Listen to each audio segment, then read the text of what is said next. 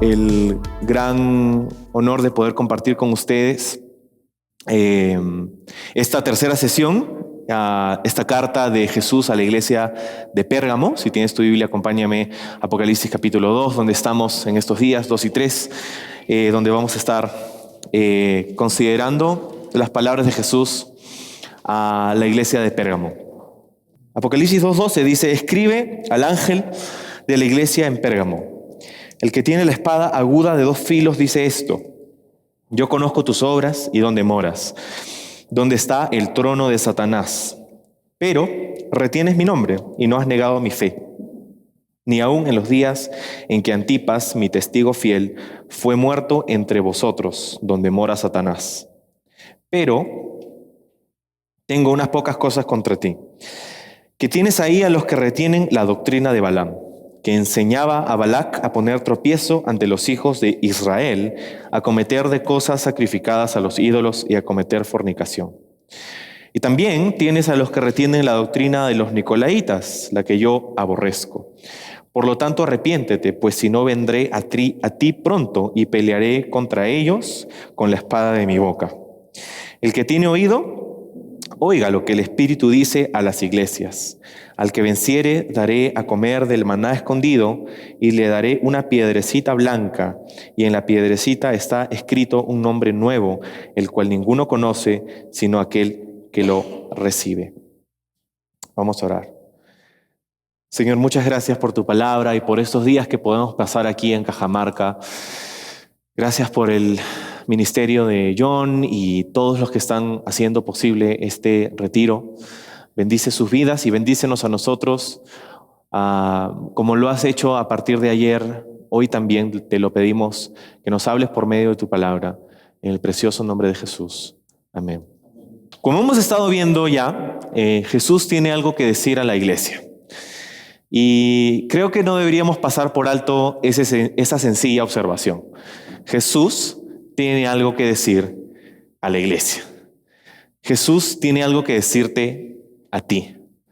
No sé cuál será la motivación de cada uno de ustedes. No sé cuál es tu motivación para estar aquí. Pero me atrevería a pensar que si has decidido tomarte unos días de repente de tus vacaciones, de tu tiempo libre, invertir en pasajes y inscribirte y estar aquí en Cajamarca durante estos días, asumiría que es porque estás buscando una palabra del Señor. Asumo que estás aquí porque en algún aspecto u otro de tu vida estás buscando la dirección de Dios. Y el saber que Jesús tiene algo que decir a su iglesia debería ser reconfortante para nosotros, porque sabemos entonces que el Señor va a hablar a cada uno de nuestros corazones. Aquí a la iglesia en Pérgamo, el Señor les dice algunas cosas muy buenas, algunas cosas difíciles, algunas cosas que tenían que afirmar, otras cosas que tenían que cambiar. Pero para que tengamos en cuenta estas palabras de Jesús durante estas 7 cartas, lo hemos visto ayer en las primeras 2, lo vemos ahora y lo veremos en las próximas sesiones. Hay un flujo, una estructura de las palabras de Jesús a estas iglesias. La primera sección de cada una de estas cartas es la presentación de Jesús. Es donde Jesús se presenta a la iglesia específica, ¿verdad? A cada una de estas 7. Estas iglesias eran iglesias reales, iglesias que existían en un lugar específico de la historia y del mundo. Estas iglesias se encontraban en lo que se conocía como esa región de Asia Menor, que hoy día es Turquía, y estaban en toda la provincia de Asia Menor. Entonces, eran iglesias específicas con personas reales de carne y hueso como tú y como yo, a las cuales Jesús les mandaba estas palabras. Lo curioso en esta primera sección de cada una de estas cartas es que Jesús se presenta de una manera distinta a cada una de las iglesias. ¿Te has dado cuenta? Jesús se presenta como algo a esta iglesia y se presenta como algo diferente a esta otra iglesia.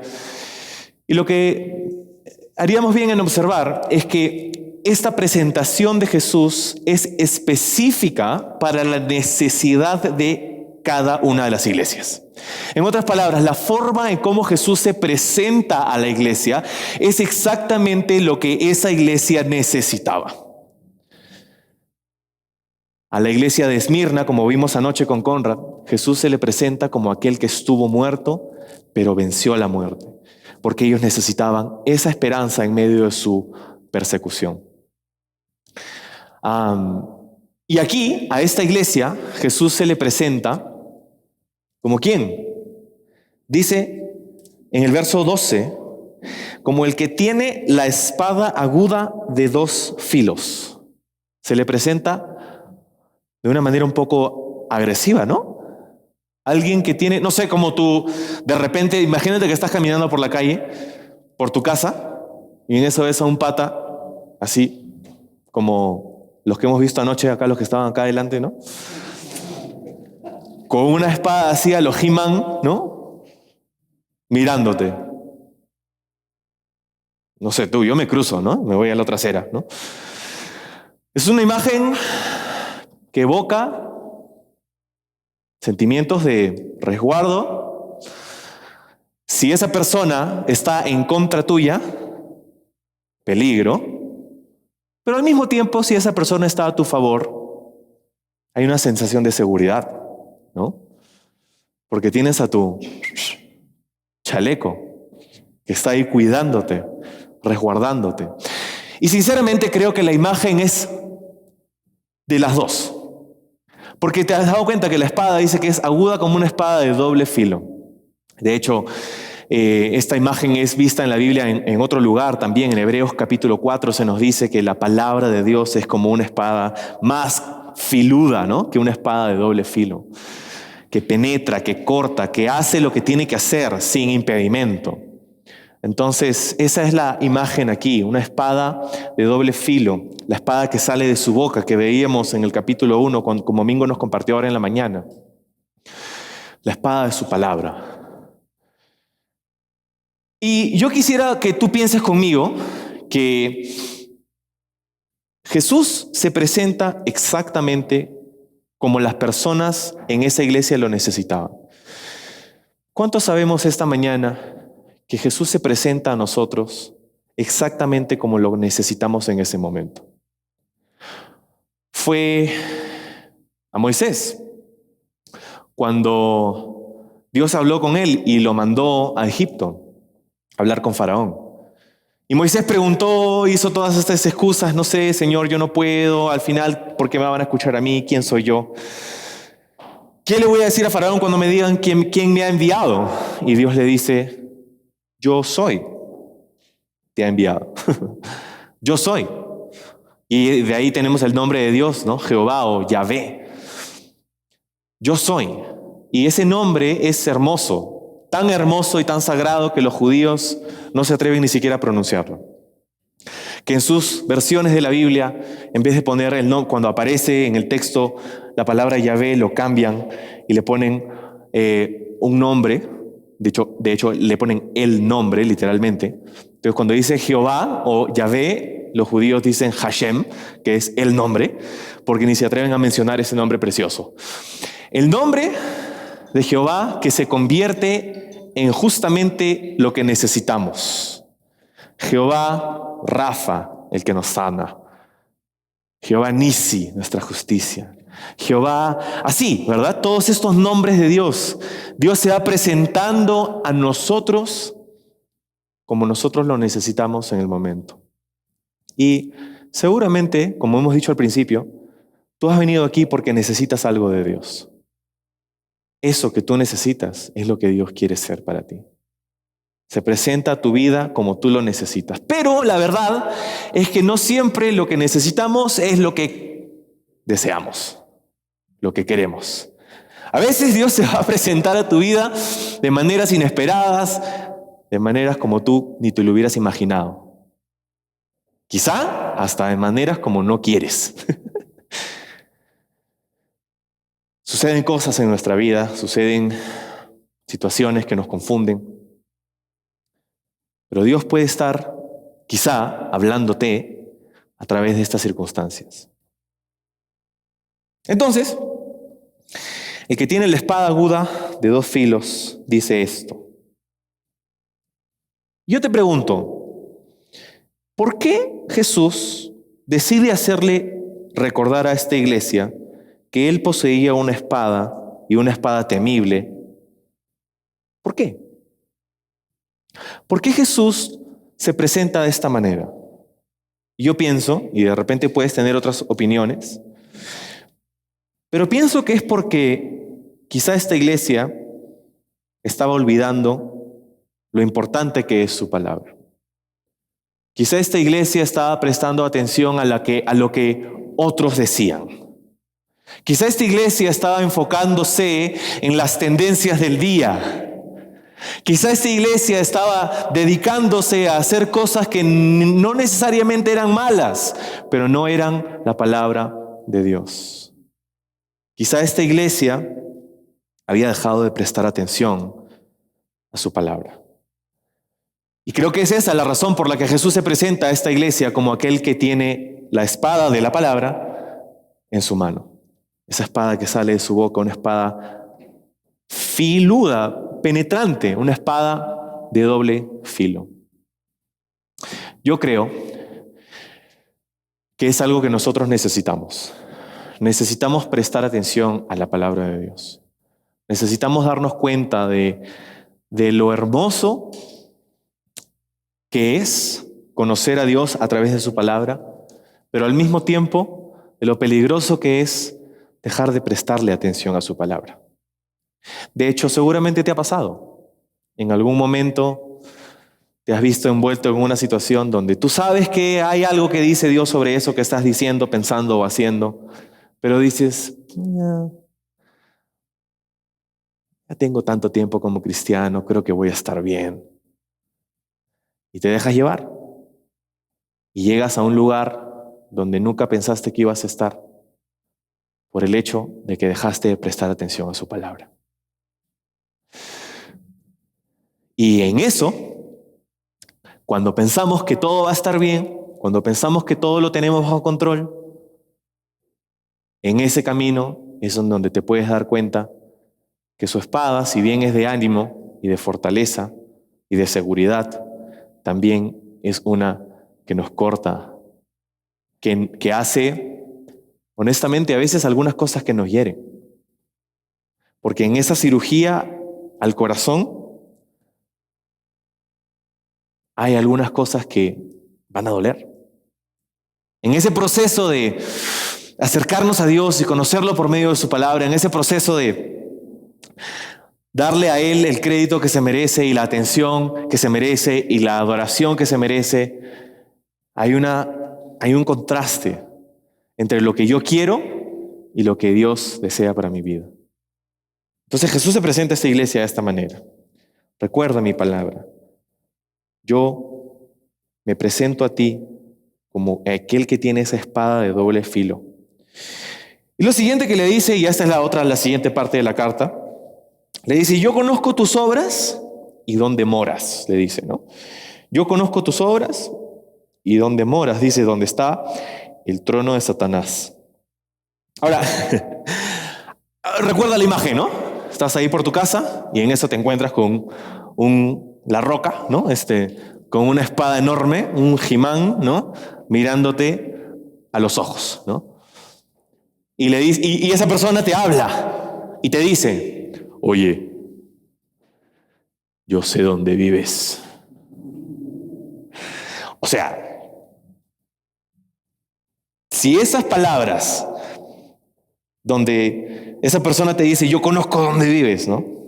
Sería bien difícil si fuera, gracias, si fuera algo que te lo dice Liam Neeson, una cosa así, ¿no? O sea, si te lo dice un acosador o un asesino, obviamente como que, hey, de repente es hora de mudarnos, ¿no? De repente es hora de irnos a otro sitio.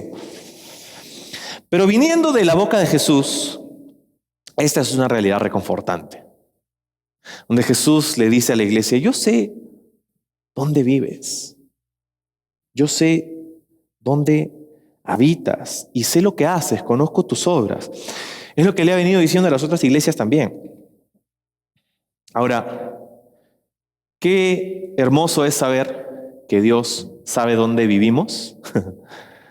Y no me refiero a ubicación geográfica, sino las circunstancias del lugar donde nos rodean. Las circunstancias, la cultura, las relaciones interpersonales que tenemos, nuestro trabajo, la necesidad que tenemos, las responsabilidades, ¿no? Todas estas cosas. Y le dice, conozco tus obras. En otras palabras, así como las otras iglesias, esta también era una iglesia activa, una iglesia que tenía obras, una iglesia que hacía cosas. Pero luego le dice, donde moras, donde está el trono de Satanás. Ahora, esa es una frase fuerte también. Imagínate que en tu ciudad, en tu pueblo, haya un trono del mismísimo Satanás. De hecho, sabemos que Satanás no es ni omnipotente ni omnipresente, porque no es Dios.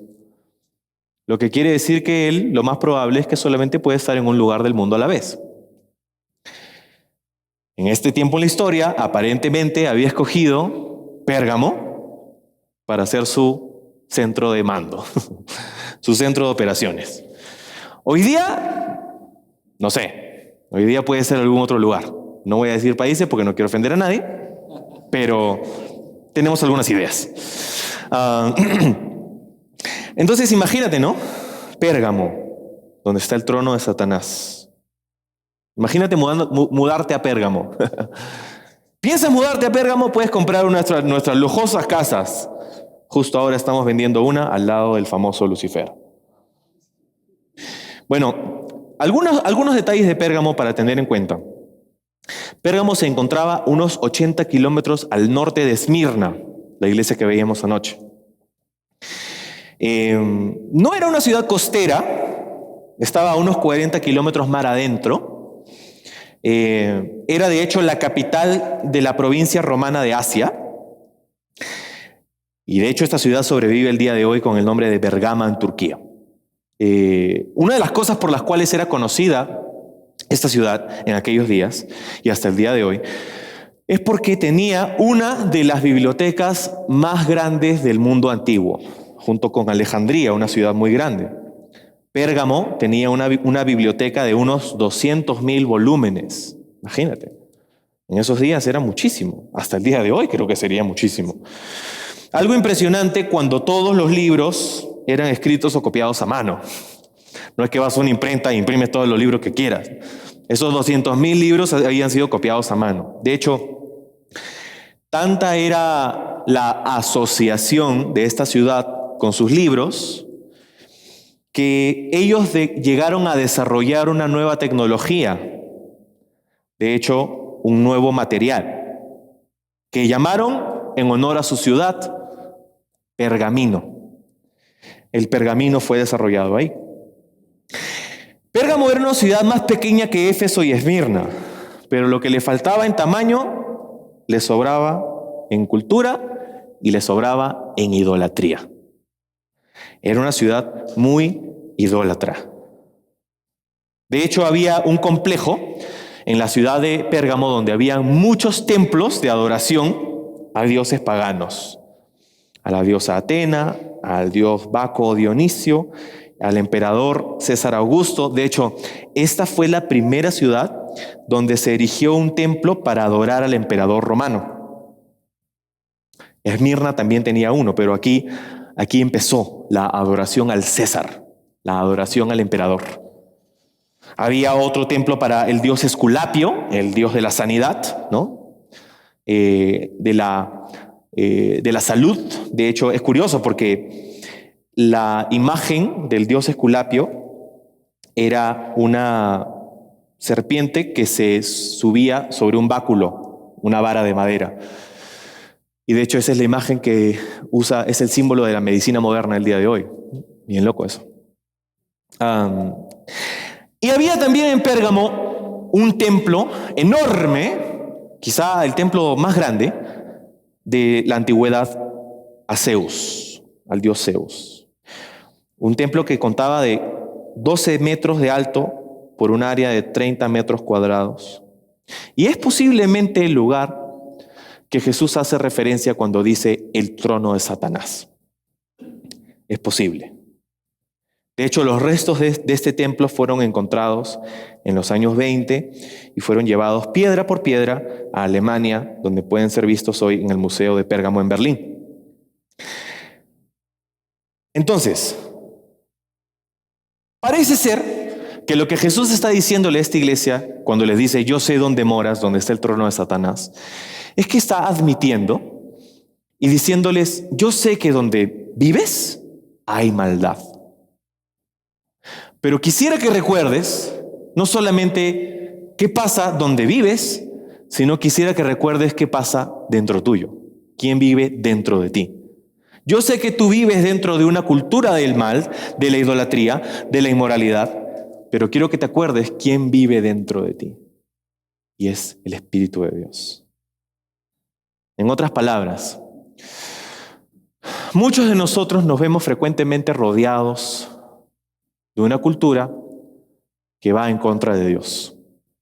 Quizás no sé si podríamos decir que vivimos donde está el trono de Satanás, pero sí vivimos rodeados de personas que están o lejos de Dios o en rebelión en contra de Dios o que simplemente odian a Dios. Y eso se refleja en su carácter, en su estilo de vida, en su forma de hablar. Y muchas veces eso nos tienta. Hace unos días estábamos con Raúl en Ventanilla y estábamos hablando con sus chicos ahí de Calvary Kids. Fuimos con un grupo, con un equipo y tuvimos un club de conversación con ellos. Un tiempo fenomenal. Y una de las cosas de las que hablábamos con ellos, uno de los puntos de las preguntas ahí en el club de conversación era lo siguiente. Era, ¿por qué crees que es bueno tener amigos? ¿No? Y hablaban, ¿no? Porque los amigos pueden ayudarnos, podemos hacer vida juntos, ¿no? Y la siguiente pregunta era, ¿y qué piensas de tener amigos que no son cristianos? ¿Deberíamos tener amigos que no son cristianos? Y ahí debatían, ¿no? Que sí, que no sé cuánto. Y muy perspicaces estos chicos, muy inteligentes, ¿no? Decían, ¿sabes? Es bueno que tengamos amigos no cristianos porque así los podemos influenciar para que ellos conozcan a Jesús. Y qué bacán que piensen así. Otro de ellos decía en el mismo grupo, sí, pero tenemos que tener cuidado porque lo que termina sucediendo muchas veces, decían ellos, es que en vez de que nosotros los influenciemos a ellos los influencian a nosotros. Entonces, ya no hay ni que predicarles a esos chicos, ya saben todo ya. Raúl y su equipo están haciendo un buen trabajo con ellos. Pero, hablaban de eso, ¿no? De la influencia que tenían las personas en su entorno. Y luego les hacíamos la siguiente pregunta. ¿Por qué crees que es tan fácil, o mejor dicho, que es más fácil, que ellos nos influencian a nosotros que nosotros influenciarlos a ellos? ¿Y su respuesta? Porque nosotros tenemos también en nosotros la carne, decían. Porque lo que ellos están haciendo y la forma de vivir que ellos tienen nos jala a nosotros porque hay algo de eso en nosotros también. Imagínate, chicos de secundaria. Cuán cierto, ¿verdad? Cuán cierto es reconocer que vivimos en un mundo caído y que a pesar de que somos cristianos nacidos de nuevo y que tenemos el Espíritu de Dios habitando en nosotros, hay un vestigio aún, hay un remanente aún de una naturaleza pecaminosa y caída en nosotros. Este cuerpo de muerte en el que vivimos, donde Pablo nos dice en el Nuevo Testamento, día a día nos vamos renovando conforme al poder del Espíritu de Dios. Pero al mismo tiempo que nuestro hombre interior se renueva, nuestro hombre exterior, nuestro hombre antiguo, la carne, se va deteriorando cada vez más. Esto significa, amigos, que no importa cuánto tiempo tengamos caminando con Jesús, no podemos dejar de estar alertas. No podemos pensar que esas cosas que vemos a otros cristianos hacer, esas cosas esos escándalos, esos momentos de tanta tristeza y de tanto dolor, de cómo una persona puede llegar a tan lejos, tan bajo, como una persona que antes decía amar a Dios, ahora puede estar haciendo estas cosas. Nunca podemos decir que eso no nos va a pasar a nosotros. Porque eso que hay en ellos está también en ti. Y por lo tanto, tenemos que ver a Jesús con esa espada de doble filo. Esa espada, que es la hermosa palabra de Cristo, pero que al mismo tiempo es cortante. No podemos pensar que estamos exentos, que a nosotros nunca nos va a pasar. De hecho, el día que tú digas, no, yo nunca haría, ahí ten cuidado. De hecho, Pablo dijo, ¿no? El que piense que esté firme, mire que no caiga. Y de hecho, esta iglesia había pasado por estas cosas. Ahora, antes de hablar de lo malo, vamos a hablar de lo bueno, porque es la fórmula de Jesús. Si quieres, de hecho, un tip, ¿no? Si algún día estás en una situación donde vas a darle un feedback, una corrección a alguien, haz como Jesús, ¿no? A veces somos muy rápidos para hablar de lo malo. Oye, ¿sabes que tú estás haciendo esto y el otro, ¿no? Pero Jesús se tomaba un tiempo porque a pesar de que habían cosas, y vamos a verlas, bien feas sucediendo en la iglesia, Jesús decía algunas cosas buenas. Entonces, es muy fácil para nosotros concentrarnos en lo malo. Tenemos una visión que ha sido afinada para encontrar lo malo en los demás. Pero tenemos que tener el estilo de Jesús. Hay algo bueno sucediendo. ¿Y qué es lo que estaba sucediendo? Dice en el verso 13, retienes mi nombre y no has negado mi fe, aún en los días que Antipas, mi testigo fiel, fue muerto entre vosotros, donde mora Satanás. Retienes mi nombre y no has negado mi fe. Son dos cosas que no podemos pasar por alto porque son significativas. ¿Qué significa retener el nombre de Cristo? Bueno, el nombre de Cristo no es como, yo sé que su nombre es Jesús, ¿no? Yo creo en Jesús. Es más profundo que eso.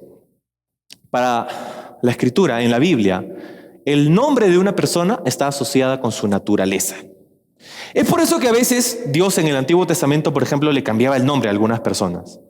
Abraham, le cambió el nombre a Abraham, ¿no?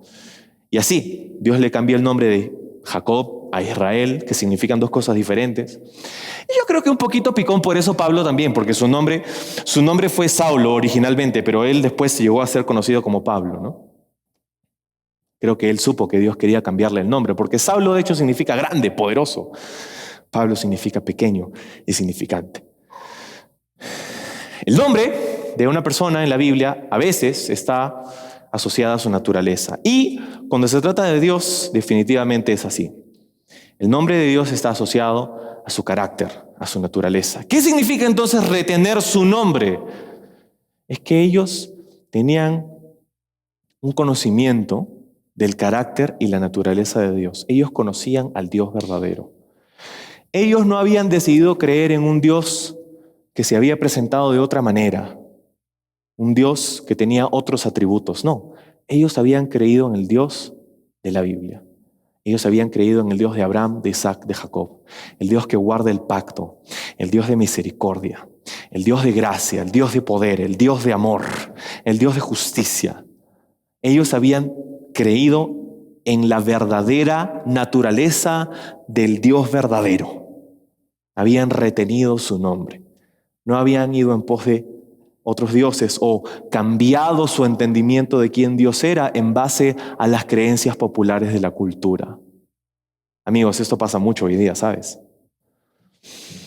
Puedes encontrar en este planeta iglesias que presentan a Dios con atributos que no son bíblicos. La iglesia de la afirmación, donde van a afirmar todo lo que la gente cree. Una iglesia donde no hay confrontación. Creo que Mingo nos mencionaba esta mañana, ¿no? Esta iglesia no iglesia, pero esta idea de no sufrir, ¿no? pero también, aparte, hay otras ideas que personas tienen sobre Dios, donde dicen, porque Dios es amor, entonces Dios nunca confrontaría tu pecado. Dios, de hecho, ¿para qué vamos a hablar del pecado? Porque lo que queremos es que tú estés bien, es que tú te sientas amado. ¿Y eso está mal? No, no está mal, pero está mal si es que es lo único que le dices. Porque Jesús amaba a estas iglesias, ¿no es así? ¿Crees que Jesús amaba a estas iglesias? Claro que sí, las amaba. Y porque las amaba, les decía cosas duras. Les decía, hey, tengo una espada de 2 filos. Ten cuidado. Entonces, ¿qué significa retener el nombre de Cristo? Es que ellos habían decidido mantener su teología sana, su teología bíblica. ¿Ok? Pero dice también, no has negado mi fe. No has negado mi fe. En otras palabras, no solamente tenían un conocimiento académico, teológico, sino que en sus corazones también habían decidido aferrarse a eso, abrazar esa fe. No era conocimiento, solo conocimiento por conocer más, sino que había una fe ahí. Y este contraste es importante, ¿sabes? Porque no te puedo decir cuántas personas hay en el mundo que saben mucho acerca de Dios, conocen teología muchísimo, son personas que te hablan y después de que te han hablado media hora tú te quedas así como que, ¿qué dijo? No porque no sepan comunicar, sino porque las cosas que dicen son tan profundas que pasan por encima de ti muchas veces. Conocen mucho, pero el conocimiento de Dios no es suficiente. El conocimiento debe ir acompañado de fe. Qué bueno es conocer a Dios como Él es verdaderamente. Pero hay mucha gente que conoce de Dios. De hecho, la Biblia diría que hasta los demonios conocen a Cristo y tiemblan, pero no podemos decir que ellos tienen una fe salvadora en Cristo Jesús. Entonces, qué importante este concepto. Qué bien que desees conocer más a Dios. Es más, si tú quieres venir al Instituto Bíblico a estudiar, yo creo que todos aquí estarían felices. John Bonner primero. Pero el énfasis de conocer más a Dios, de conocer más teología, de conocer más Biblia, no es tener más conocimiento. Eso no te va a servir. Te va a servir para algunas cosas. Pero en lo que a Dios se refiere, el conocimiento solo no basta. Qué bueno es conocer a Dios, pero tenemos que poner ese conocimiento en acción. Tenemos que ver que ese conocimiento tenga una aplicación que transpire hacia todas las áreas de nuestra vida. Ese es un trabajo del Espíritu Santo, es un trabajo al que tenemos que entregarnos. Que tu palabra, Señor, no solamente sea conocimiento para mí. Qué bueno que memorices la Escritura. Qué bueno que conozcas de hebreo, griego, arameo. Qué bueno que conozcas de los padres de la iglesia. Qué bueno que conozcas teología medieval. Qué bueno que conozcas historia de la iglesia, apologética. Qué bueno que conozcas todas estas cosas. Pero si eso no tiene una ramificación hacia tu día a día, eso no te sirve de nada. Si tu conocimiento de Dios no transforma la forma como vives, si tu conocimiento de Dios no te hace tratar a tu prójimo como Jesús espera que lo trates, tu conocimiento de Dios no te sirve.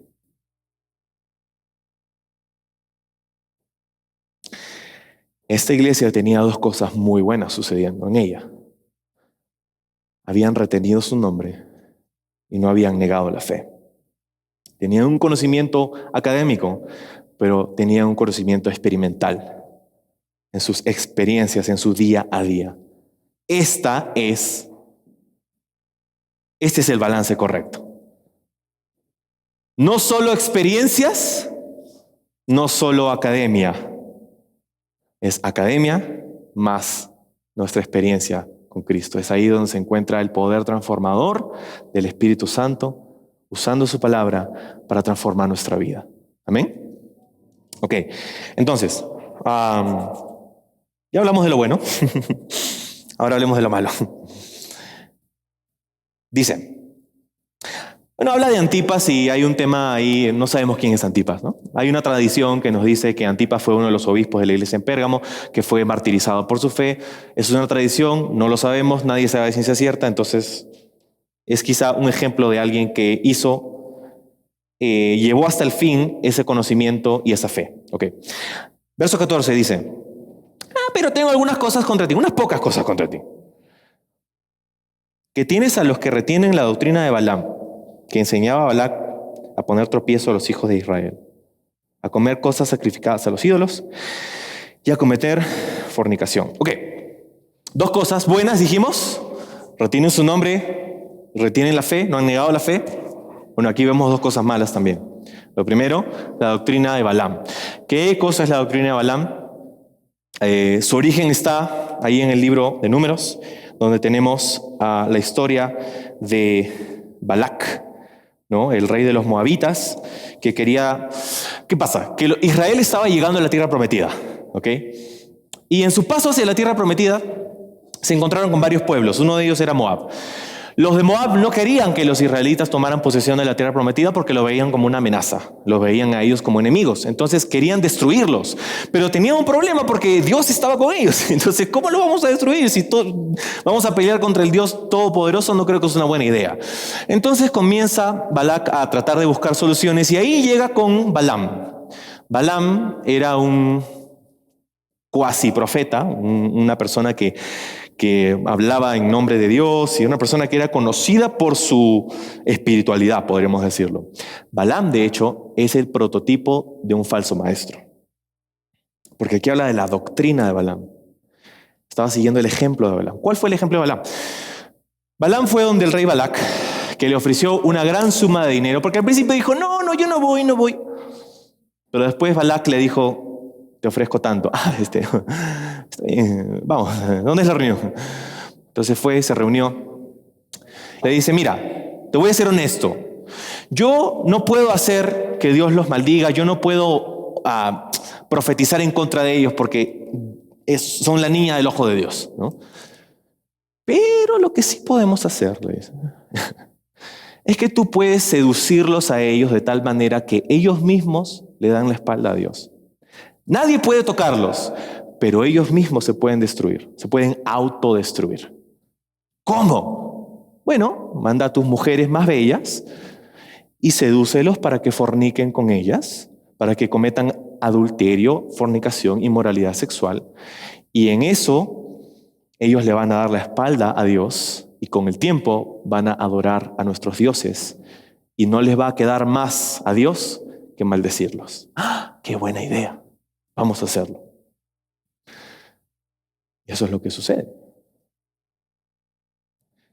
Entonces, eso es lo que pasó con Balaam. Y le dice, en tu iglesia, Pérgamo, hay personas que tienen esta doctrina, este ejemplo de Balaam. ¿Qué significa eso para una iglesia en ese día? Balaam ya no está, pasó hace muchos años. La historia de Balaam involucra un burro parlante. Pero, ¿qué significa para ellos en ese momento? Significaba quizá que en esa iglesia había inmoralidad sexual que no estaba siendo tratada. Había una falta de ese deseo de perseguir la santidad. Eran personas que hemos visto y dicen, conocen a Dios, tienen fe, pero su vida, su corazón estaba plagado de estos otros deseos contrarios y nadie decía nada y nadie hacía nada al respecto. Una inmoralidad sucediendo en el pueblo. Y Dios le dice, tengo esto contra ti. A pesar de que hay cosas buenas sucediendo, también hay algunas cosas malas sucediendo. Y el hecho de que hayan cosas buenas sucediendo no quiere decir que está justificado. En el verso 14, cuando dice, pero tengo unas pocas cosas contra ti, ese es el griego para, Hay que prestar atención, hay algunas cosas que Dios está tratando de corregir. Aunque vivamos en medio del mal y del pecado, nosotros hemos sido llamados a ser santos. Nuestro pecado no se hace correcto solo porque los demás lo hacen también. Solo porque el mundo que te rodea vive de una cierta forma no quiere decir que tú eres llamado a vivir en ese mismo estándar. Somos llamados a un estándar más alto.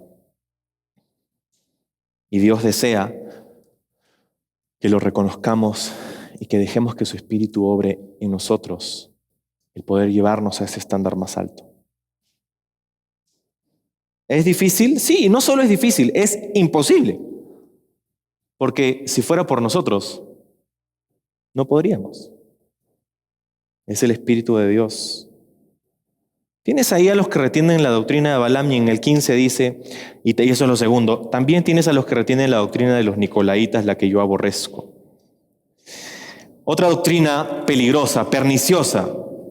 La de Balaam era una, la de los Nicolaitas era otra. ¿Quiénes eran los Nicolaitas? Tampoco sabemos. No sabemos con certeza, ¿no? Hay dos posturas. Una era que posiblemente eran los seguidores de un tal Nicolás, que enseñaba ciertas cosas que Dios aborrecía, ¿no? Que posiblemente involucraba la inmoralidad sexual, ¿no? Y la otra es la postura que viene de la interpretación de la palabra Nicolaitas. Nicolaitas es una palabra que significa el gobierno del pueblo, que es, algunos piensan, una identificación de una jerarquía en la iglesia, en donde el pastor es la autoridad y no en el buen sentido, si me dejo entender, sino que es el santo, es el ungido, y entonces tienes lo que en la historia de la iglesia se conoce como el clero. El clero son las personas que están más cerca a Dios, las personas que tienen privilegios especiales. Y Dios dice, yo aborrezco eso. Escúchame, nadie de los que está aquí, ni yo, ni John, ni ninguno de los otros pastores, nadie tiene algún privilegio especial delante de Dios que tú no tengas. Hay algo que creemos de la Biblia, creemos en el sacerdocio individual de cada cristiano. En otras palabras, tú y Dios. Tú rindes cuentas a Dios.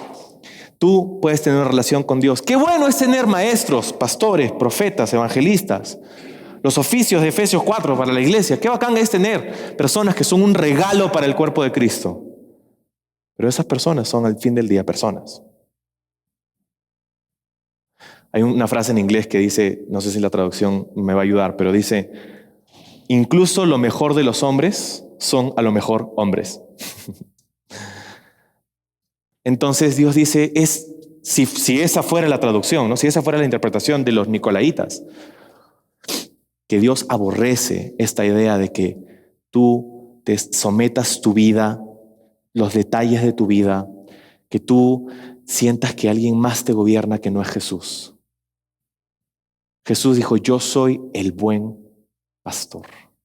¿Te acuerdas cuando ese joven rico fue y le dijo a Jesús, buen maestro, ¿qué tengo que hacer para heredar la vida eterna? Y Jesús le dice, ¿por qué me dices bueno? No porque Jesús no lo fuera, sino porque él estaba tratando de hacerle pensar en que verdaderamente el único bueno es Dios. El único bueno es Jesús. No hay otro como Él. No hay otro como Él. Entonces, beneficiémonos de pastores, maestros, profetas, evangelistas, apóstoles. Recibamos su ministerio.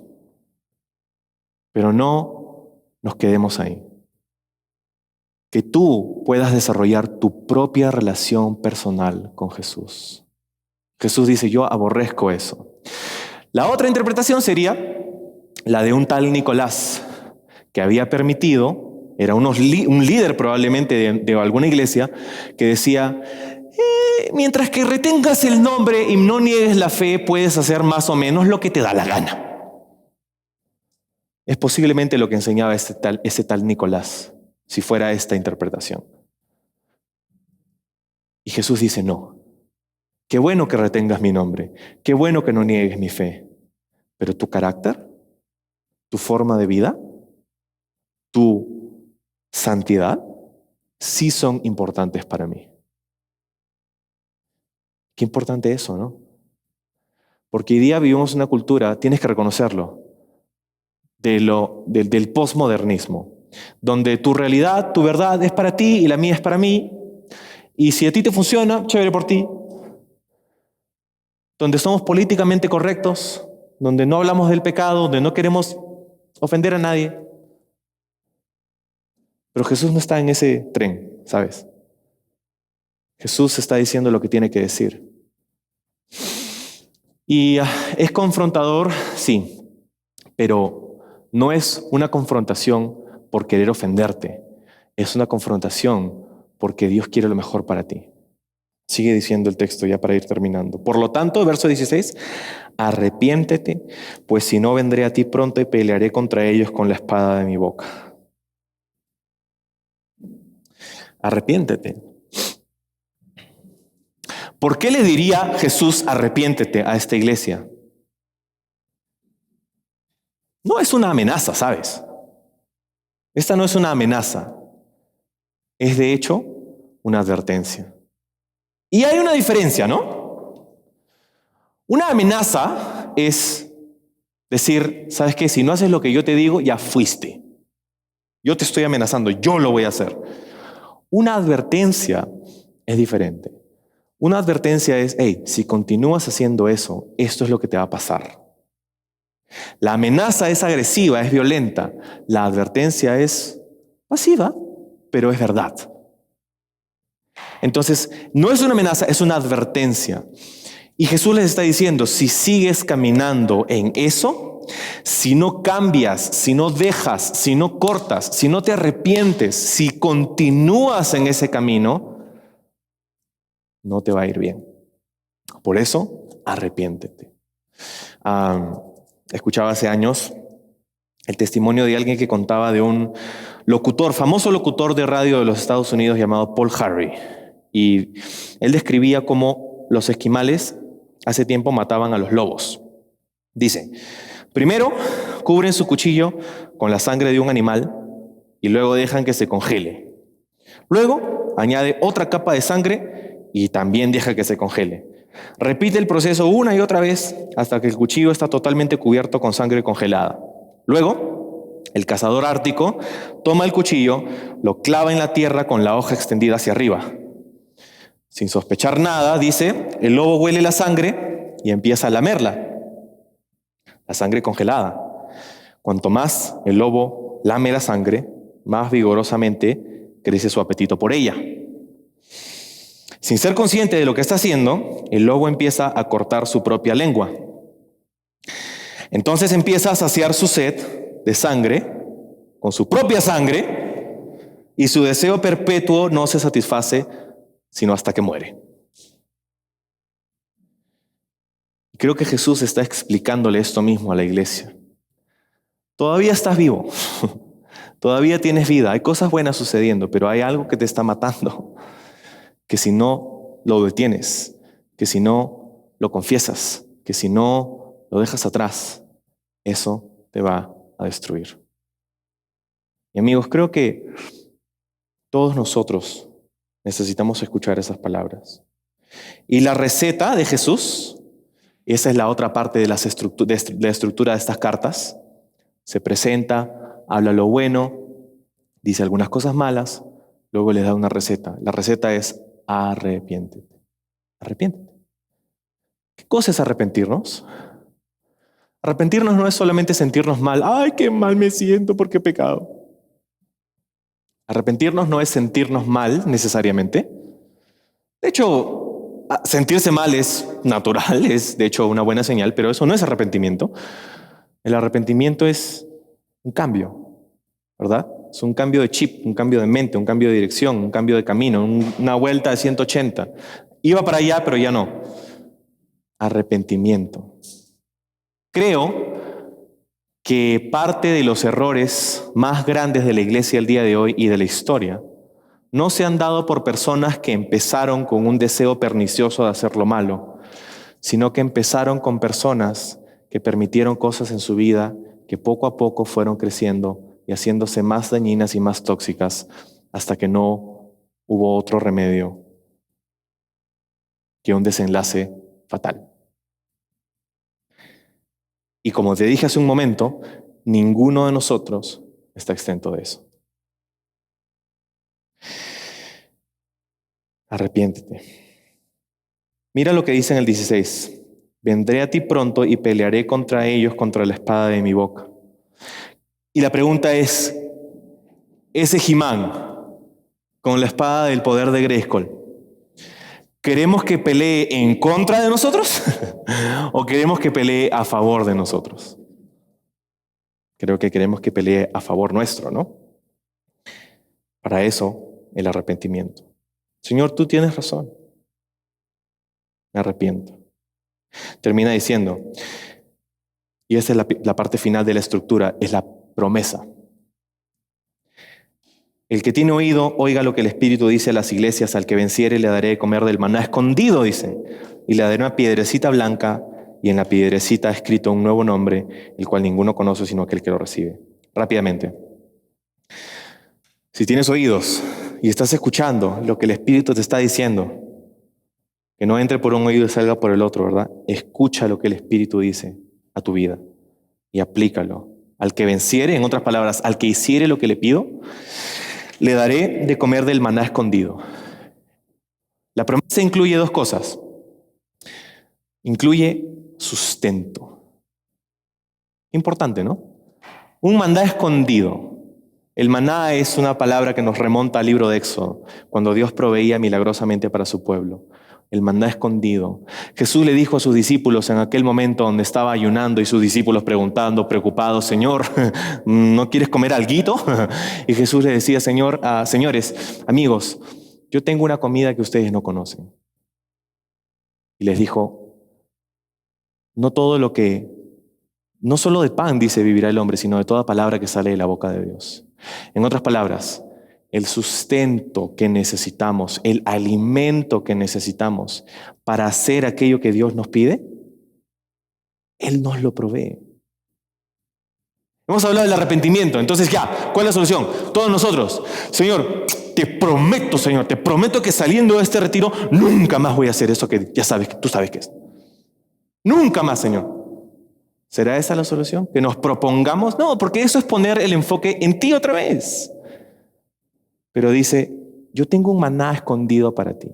¿Qué cosa es ese maná escondido? Es eso que tú y yo conocemos. Esa fortaleza, ese gozo que sabemos y experimentamos cuando estamos en comunión con Dios. Cuando lo buscamos diariamente, constantemente. Cuando estamos caminando con Él, cuando oramos, cuando sentimos su paz, cuando confesamos a Él nuestros pecados, cuando vivimos en esa comunión. El maná escondido. Y lo segundo y final, una piedrecita blanca con un nombre. ¿Qué será una piedrecita blanca? Bueno, para entenderlo, algunas personas piensan que es una alusión a algo que pasaba en esos días.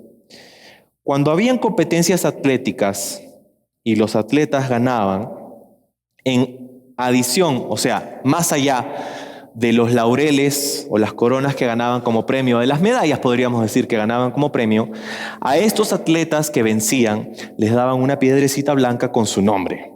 Y esa piedrecita blanca con su nombre era una invitación para un banquete postrero en el que los agasajarían por sus resultados. Entonces Jesús les dice, al que venciere, yo le daré una piedrecita blanca con un nombre nuevo. ¿Te acuerdas que dijimos el nombre estaba asociado a la naturaleza de la persona? Cómo Dios cambió de Abraham a Abraham, de Jacob a Israel. Tengo noticias para ti. Dios promete cambiar tu nombre también. Y te lo va a poner en una piedrecita blanca que era la invitación a un banquete postrero, donde te va a agasajar, no por tus buenos resultados, pero porque has puesto tu fe en el resultado de Cristo. Esa piedrecita no es un aplauso del cielo por qué buen cristiano has sido.